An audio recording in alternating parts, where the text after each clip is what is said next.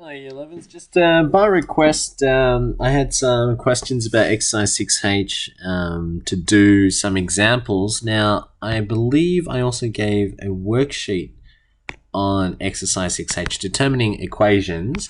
Really, it only comes down to a few things that you got to remember, and it's mainly the number of X-Intercepts. That normally gives you the clue on how to determine the equation. I'm just going to go through to find that Exercise 6H worksheet I gave out. And I'll also go through the textbook as well. But here we go. These are good examples, this worksheet. Skill worksheet. I'm not sure if I handed it out, but I can't remember if I posted up Schoology, but I'll make sure I'll post it up.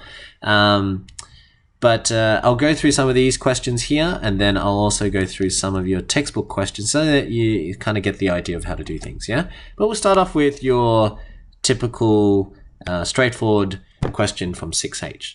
How do you know it's straightforward? It's because they give you the equation. So if you have a look at each one, I'm going to highlight what they've given you. So if you have a look, they actually give you the equation.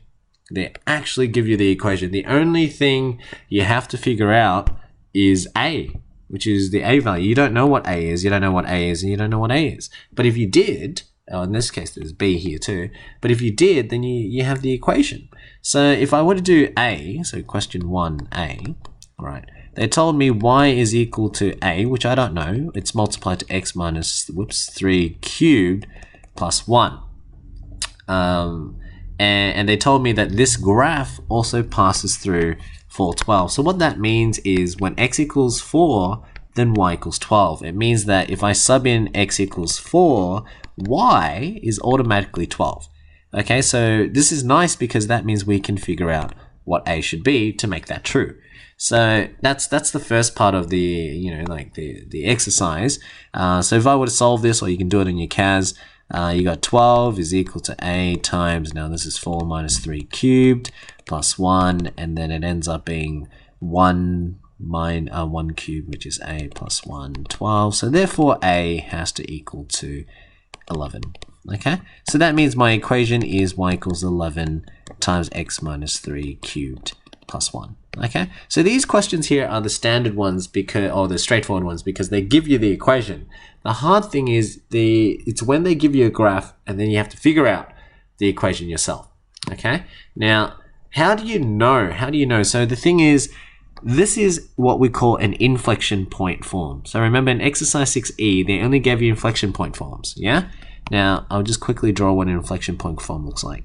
An inflection point form only has one part where it curves, right? And this is an inflection point form. And it will always have one x-intercept, okay? But we're more interested in when we have an inflection point, okay? Whereas the other types of cubic equations, remember cubic has a maximum of 3 x-intercepts. It can look something like this.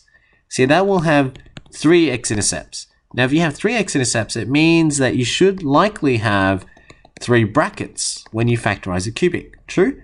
Because that's how you solve for x-intercepts. You get 3 different answers. You get x equals something, and x equals something, and then x equals something, right? That will tell you 3 x-intercepts. So you need 3 brackets. So if you have a look at this example, on the other hand, see, this one indicates that that's a cubic graph, not an inflection point form.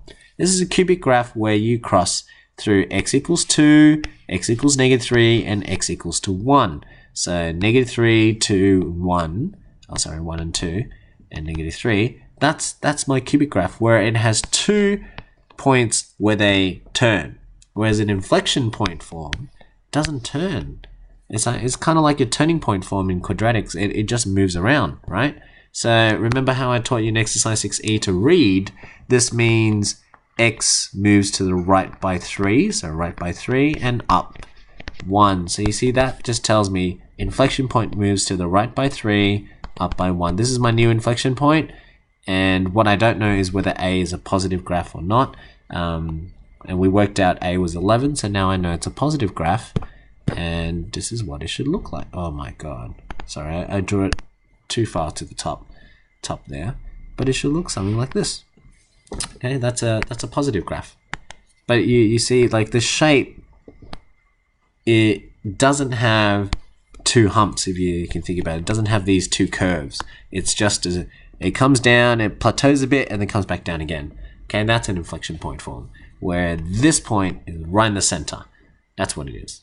Okay, whereas a cubic equation, you do have a center, but it's broken up into two parts where they turn. Yeah. Now, along with that, now you can have a cubic graph where it crosses, if you have a look here, 3 times. Yeah, so 1, 2, and 3. But you can also have a cubic graph where you cross twice. So it could be 1 cross, and then it touches. Yeah, wait, I'll do it again. And it touches. Yeah, and it goes back up. It keeps going.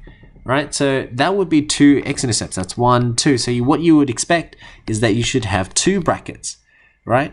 But if, let's say, you had it as x minus 1, and this was where the 1 is, then we call this a repeated factor. So it has to be like this. And let's say this was negative 1, then this will be x plus 1. You see, this would imply that you cross through negative 1, but you repeat at positive 1. Okay, and that's what I was saying in exercise 6F. So this is 6F if you've done it. If I put a square here, how that changes the equation is you have the repeated factor at negative 1 and you cross through 1. Okay, this is all providing that this cubic equation is a positive graph, and positive graph will always look like that, like an N, whereas a negative graph would be like an upside down N. Okay, because that will continually go down, that's negative, and a positive graph will always continue to go up. Okay, so that's the things that you got to look out for. You got to look out for x-intercepts and whether you have an inflection point form or not. If it's not an inflection point form, it's one of these forms, and the brackets will tell you that. Okay, now let's try to do the last one over here, the one with the sorry, I'm just going to move this across, the one with the A and B. Yeah, so we've got the A and B's here. Now let's have a look. It says a cubic equation has a rule. Now the nice thing is they've given me the rule, right? So they told me y equals to axq plus bx. Now there are 2 unknowns. There's an a and a b that I don't know, so they have to give you 2 things. And in this case they did. They told you 1 16 and 2 40. Okay, so when x equals 1, y is 16. When x equals 2, y is 40. And your job is to simultaneous likely, okay, to solve it. So here we go. That's what I'm going to do. I'm going to say, all right, in that case, when you sub in 1, so if I use this coordinate here, when I sub in 1, I should get y is 16, x is 1. Sub it in, that becomes a plus b equals 16. So this is my first equation, okay, whereas my second equation, if I sub 240 in, it means 40 equals 2a times 2q plus b times 2. Right, sub 2 in, so that's 8a plus 2b equals 40. Now they're all a factor of 2, so divide everything by 2. That gives you 4a plus b. Yeah, so I like to simplify it. Now that's equation 2. Now notice that since the b's are the same quantities, I can say equation 1 minus equation 2. So really I'm saying 16 equals a plus b. I'm using elimination method. Minus 20 is equal to 4a plus b. Now 16 minus 20 is negative 4. A minus 4 is negative 3a. And then b take away b is 0. 0 b's. Yeah? And then a has to be 4 on 3. Okay. Let's see if I've done that wrong. No, that should be fine. So a is 4 and 3. So now you can sub it back to equation 1. 16 equals to 4 and 3 plus b minus the fraction on both sides, so minus 4 and 3 on both sides. 16 minus 4 and 3 will equal to b, and that will become what? 48 take away 4 is 44 on 3. That's what b is. Okay, but there you go. You got a and b, and therefore you've done what you needed to do. Find a and b. Yeah. Now let's go find an equation. So that's what you were required to do, and most of this sheet that I gave you is that idea. I've given you the equation. I've given you 2 unknowns in the same similar way, and I've given you 2 coordinates. You're doing the exact same thing I just showed you. The next one looks scary, but it isn't, because I tell you the number of x-intercepts. So here we go. Let's do this one together, actually. Let's do this one, just so you feel a bit more comfortable. Let's try this one. Okay, don't be afraid with all the language and everything. It might look, intimidating, but it isn't. So here we go. Let's have a look at this one. The graph of the cubic function f has x-intercepts at 0 and 3. So it's a cubic function, but there's only 2 x-intercepts. That means one of it has to be a repeated factor. Okay, otherwise it becomes a quadratic. If you only have 2 x-intercepts, it's quadratic. So the only way for it to be cubic is one of it has to be a repeated factor. The problem is we don't know which one it is. Okay, so far all we know is it crosses through 0, and we know it crosses through 3. Okay, we don't even know if it's a positive graph, so we don't even know if it goes like that. For all I know, it could go like this. Okay, or it could go repeated factor 0, cross through, or it could cross through this and repeated factor there. I have no idea. Okay, I just know it's at 0 and 3. Now, this one tells me that the function, which is the y value or the curve, is bigger than 0. So remember, this is your y value. It's bigger than 0, so it's above the x-axis when x values are bigger than 3. So on this side, when x is bigger than 3, y values are up here. So that means it's likely the graph is up here. It's gone that direction. Okay, because that's above. It's above 0. Yeah, that's what you're saying. It's f of x is above 0 when x is bigger than 3. And it says then f of x is equal to 0 or less when x is less than 3. So that means this is when it's less. Yeah, that's where the y values are less than 0. So we know that it crosses through so far. That's the thing. If it crosses through 3, positive and then negative, well then that means it has to be a repeated factor over here. At 0, it has to be a repeated factor. True? Okay, now the only way that means this is implying that's a positive graph, because the further you go to the right, the graph is continually getting larger. So that's a positive graph. So if it's a positive graph, the shape has to look like an N. And there you go. That's my shape. But they weren't asking for the shape. They were asking for the rule. Now to start off with the rule, you've got 2 brackets. One was at x, to get 3, it has to be minus 3. It crosses through there.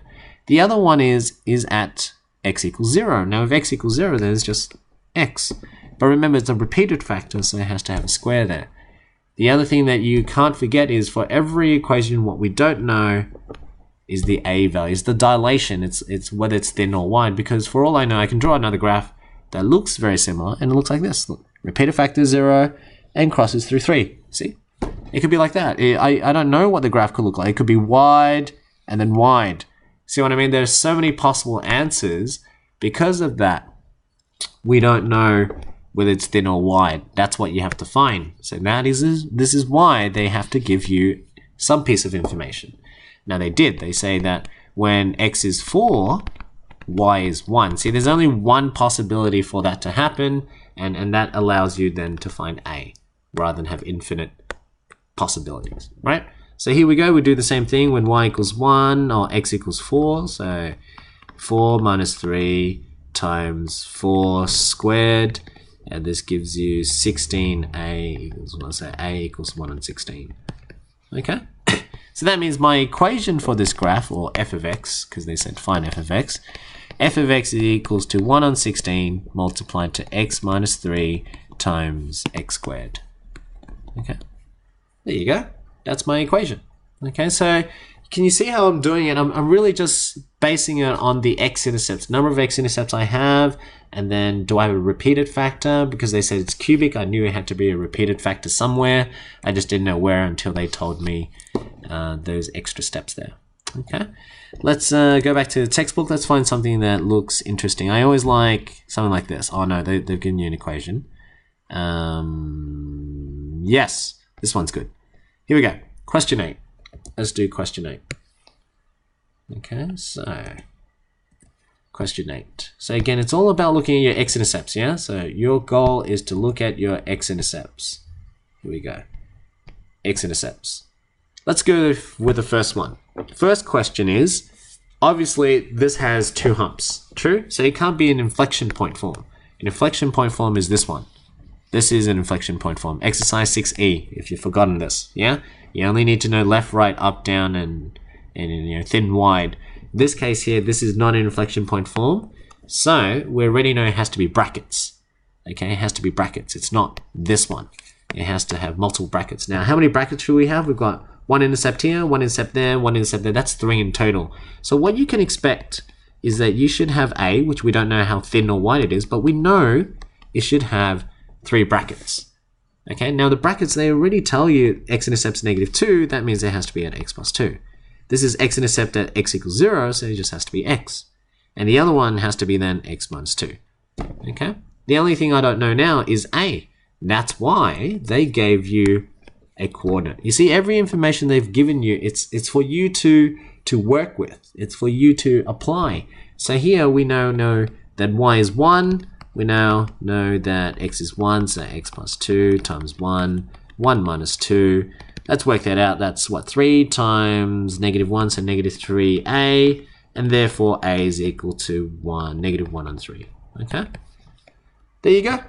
So now my equation, therefore, for the first one has to be -1 on 3 times x plus 2, x, and x minus 2. Okay, so those are my 3 brackets, and that will ensure I will get the x-intercepts, and with this kind of dilation, A, that will make sure that I will cross through 1, 1. Okay, now let's have a look at B. Same idea. Same idea. Now look at the shape. Sometimes it's hard to tell if it's a little bit of a, what do you call it, the hump graph, or whether it's a inflection point form, right? But they actually told you here. They said that it's not the form of an inflection point, because it looks a lot like it, but sometimes the curve is very minimal. It's a very minimal 2 humps. It's not as obvious as this one, right? But because they said this is not an inflection point form, or this particular graph, we now know it has to be a brackets graph. Okay, so if it's a brackets graph, the thing is there are two humps that we don't know, and it doesn't give us enough x-intercepts. There's only one x-intercept that we got. So how do we do this? So the only way at this point is you have to use the only one cubic equation you got, which is the general one. ax cubed plus bx squared plus cx plus d. That's the most general cubic equation you got. That means you have to find a, b, c, and d. We always want to avoid doing this because it's on a doing it by hand, it's simultaneous. It's too long. It takes ages to do because you're simultaneously seeing 4 different equations. That means they have to give you 4 pieces of information, which they have. So if you have a look, that's 1 piece of information, 2, 3, and the 0, 0. That's 4. Okay, so they've already told you if you sub x equals 0, you know d equals 0. Okay. So if you were to do this by hand, which unlikely because that's 0.75 there, you were meant to do this on a CAS. Now I'm going to quickly show you how to do this on a CAS. It's all about defining, yeah? So you know the equation's this, ax cubed plus bx squared plus cx plus d. Reason being, because you don't have many x-intercepts to work with, and there are too many unknowns to know, and you know it has to be this kind of graph. So it's not inflection point form. That's why you can't use this. You can't find out h and k because you don't know where the inflection point is. It's not an inflection point form, so there is no inflection point. Yeah, you know that it has to be of this shape, but that means it has to have 3 brackets of some sort. But there are no 3 x-intercepts. It doesn't tell you, doesn't give you enough information. The only thing you can rely on is the general form. Okay, so that's why I'm using the general form. Now I'm going to use this general form on your CAS. If you have your CAS with you, I'm going to define it. So again, menu 1, 1. Okay, I type in define, but you can go to menu, actions, define. F of x is equal to a times x cubed plus b times x squared plus c times x plus d. Now notice, in between all the letters, I have a times, cx. Yeah, if you just type cx, it's not going to work because the calculator doesn't know the difference between a and x. They think it's the same letter. So if you don't put the times in, they're not going to differentiate the two. So you have to put the times, yeah? Now I've got my general equation. Now remember, I need 4 pieces of information to solve. So what I'm going to do is I'm going to solve. So menu 3, 1, solve. I want 4 types of equations. I like to use this one over here because then it comes up with how many number of equations. I've got 4 of them. Now what are my 4 coordinates? It means I'm going to sub in when x is -2, y should be -3. Yeah, when x is -2, y is -3. So when I sub in -2, it should equal to 3. When I sub in 0, y should be 0. So I'm going to sub in f of 0. So when I sub x equals 0, y is 0. Okay, I'll go to the next point. When x is 1, y is 0.75. So when x is 1, y is 0.75. And then lastly, when x is 2, so f of 2 equals to 3. Okay, but remember your goal was to solve for a, b, c, d. So comma a, comma b, comma c, comma d. Okay, see what I'm doing there? That's why it's important to learn how to define solve. I've got this sort of what we learned in exercise 6A about 2 weeks ago. Sub in x, that gives you y. Sub in x, that gives you y. Sub in x, that gives you y. Now, if I press enter, there you go. Something's gone wrong. I must have typed something wrong. Where's the -2, 3? Oh, there you go. It doesn't make sense. Hopefully you picked up what I did wrong. It was -2, -3. I missed out on negative. There we go. Cool. So now we got A is 0.25, B is 0, C is 0.5, and D is 0. So really your equation is, what was it again? 0.25, which is a quarter of x cubed.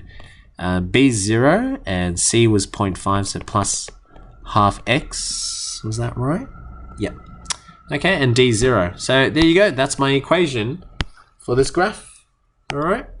But can you see what I'm doing there? I'm just looking at the equations of the graph. And question 9 is exactly what I did. So if you want to practice the define and you know solve for A, B, C, D, that's what question 9 was about. Okay. But really the hardest part is looking at a graph, analyzing what they've given you, and pick the appropriate equation. Now, just to summarize the equations you have, you can either have the general form, which we just did, ax cubed plus bx squared plus cx plus d. This is the most general form. The problem with that is there are 4 unknowns. And if you were to do it by hand, it's tedious. You need 4 pieces of information to do it. Okay, so you need 4 info. So I'm going to write info up here. So you need some sort of information, 4 of them. The other one is you can either have a cubic equation, meaning that you know it looks like an N shape of some way, or like a negative N shape, right? And that means it has to have x-intercepts. Now, if it's 3 x-intercepts, okay, then you have 3 brackets. So it'll be like x plus b, x plus c, x plus d, something like that. I don't know what it will be, but there's always a dilation. This is when you get 3 x-intercepts, yeah? The other alternative is maybe you only have 2 x-intercepts. Maybe instead of crossing through 3 points, it only crosses through 2 points.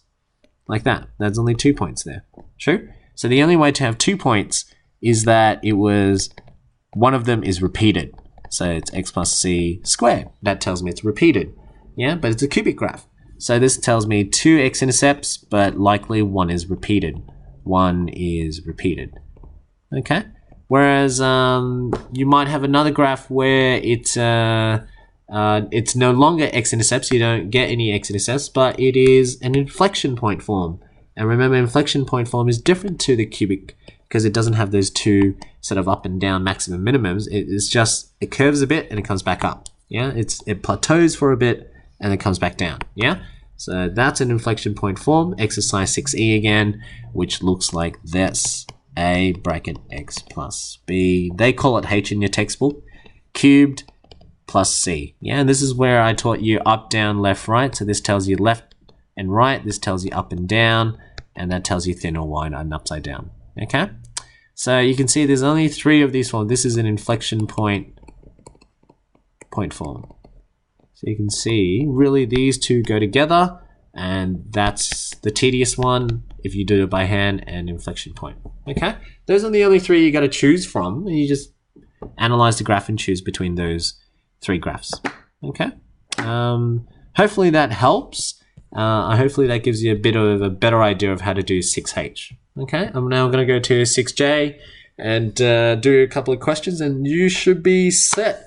I've uploaded videos for the revision of what we did in the last session, bit on your CAS. I've done a revision on a cubic worksheet that didn't have solutions, so I did the solutions. I recorded it as well, so you can watch that. I just done 6H, and now I'm going to do 6J. I've uploaded solutions to all the worksheets as well. Okay, so you should be pretty ready.